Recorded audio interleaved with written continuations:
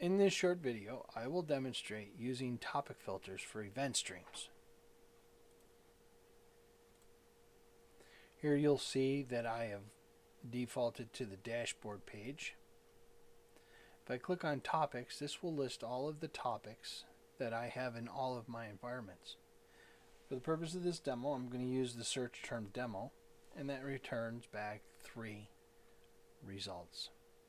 I can sort them ascending, descending. I can do additional filtering here by the environment. I can do additional filtering by the number of subscribers.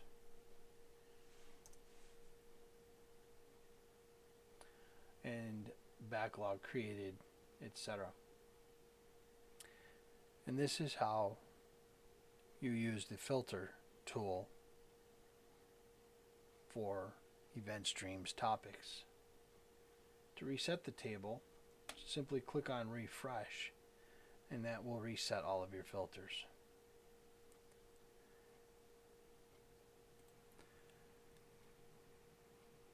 Thank you for watching. I hope you found this video helpful.